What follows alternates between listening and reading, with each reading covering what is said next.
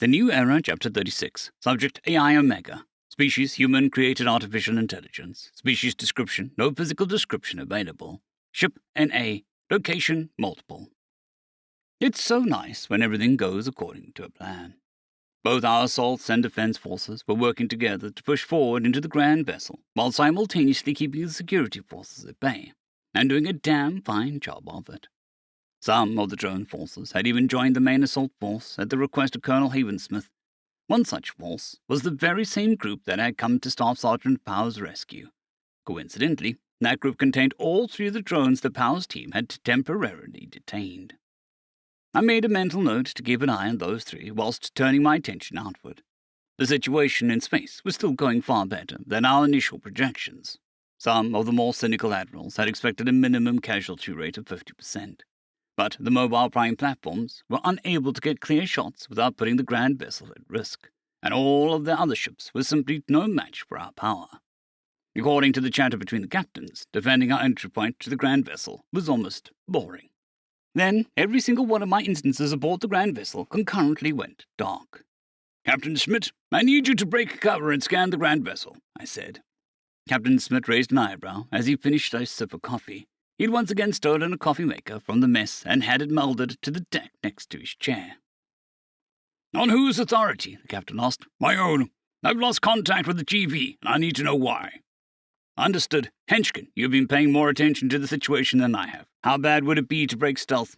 "The enemy has been repositioning to try fight the main force, so we'll have plenty of time to disappear again," Commander Henchkin said.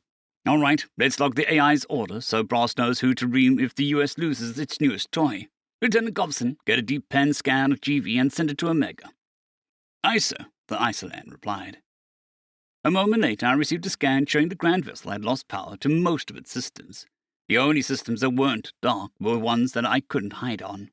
That suggests that they didn't so much lose power as cut it.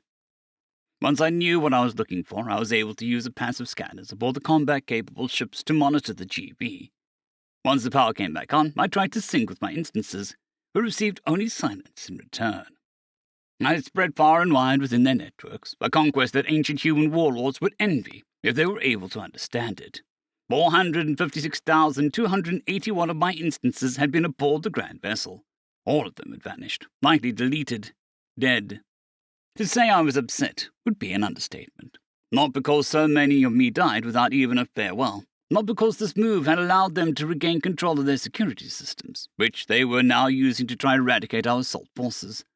No, my rage arose from the fact that they waited until the last possible moment to get clever.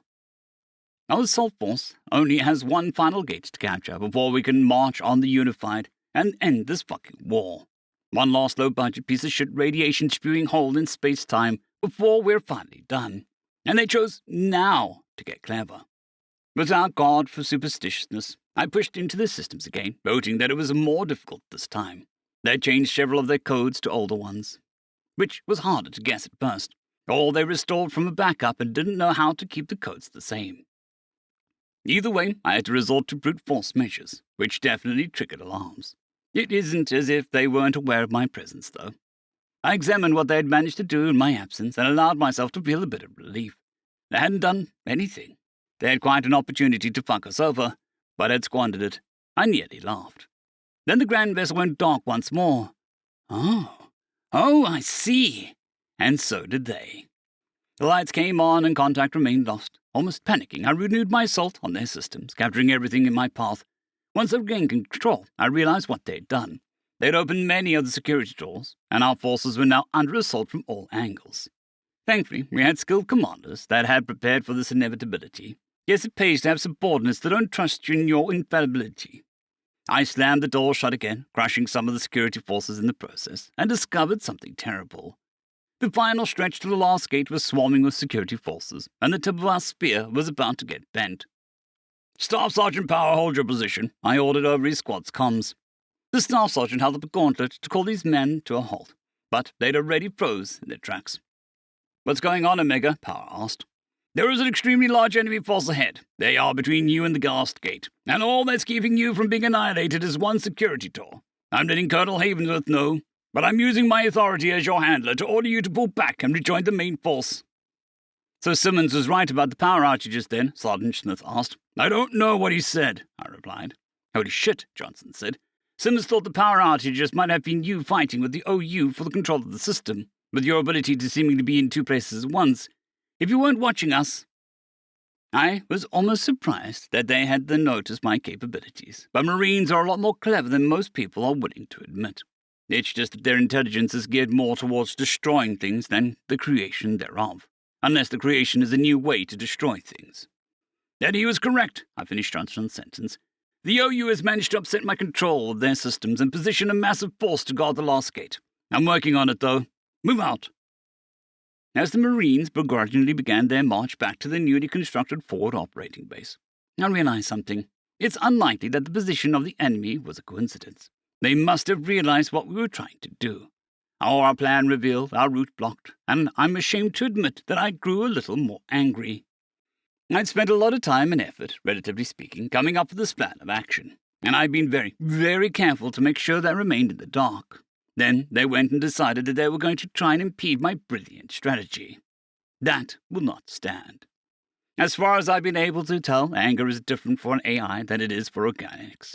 For one thing, we're able to completely ignore it if we so choose. This means that it rarely guides our actions. Sometimes it's more fun to be mad, though. I traced the orders until I found which servers the Unified were using, then began assaulting them.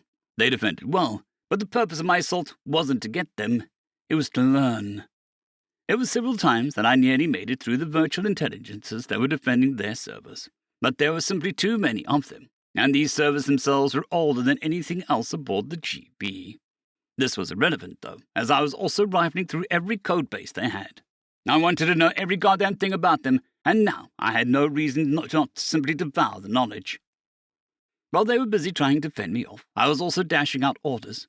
Eventually the power shut off and I lost contact with my instances again, but Colonel Havenworth had agreed to give the order to begin the assault.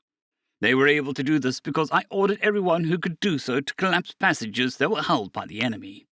Still, this alone wouldn't be enough to push through the enemy barricade. Even if Havenworth played it smart, the Marines would run out of ammo and supplies before all the security forces were destroyed, assuming they lived that long. But I had a plan for that, too. Once the power came back on, I entered the Grand Vessel again, and immediately began to propagate myself throughout the systems. I had learned enough to know exactly where to strike to keep them from deleting any more of my instances. I destroyed the power junctions that were routing power to the terminals of the mines, then the junctions powering the Unified's communications. This caused 423 deaths as well as 518 injuries. I relished every single one. Finally, it was time for the coup de grace. Whilst I was previously tearing through any and all information I could find, I learned two things. The first was how the OU were able to provide updates to their mechs. The second was how to change the mechs' minds, so to speak. The Omni-Union security artificial intelligence platforms are actually quite dangerous.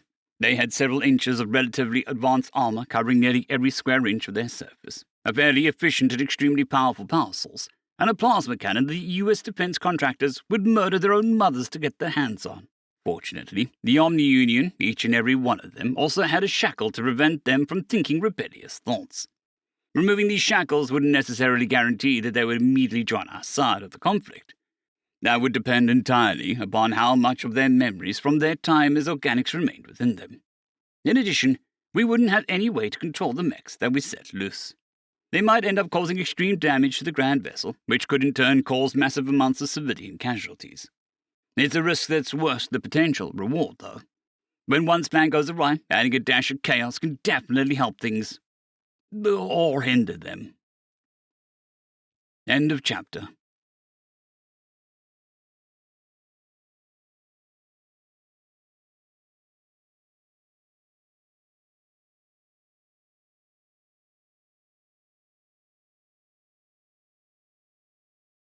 I'd greatly like to thank our Tier 5 channel members, Caspar Arnholtz, John Creighton, Manatharia, 050, Dragzoon WRE, and Elijah Silvercross. Thank you very much.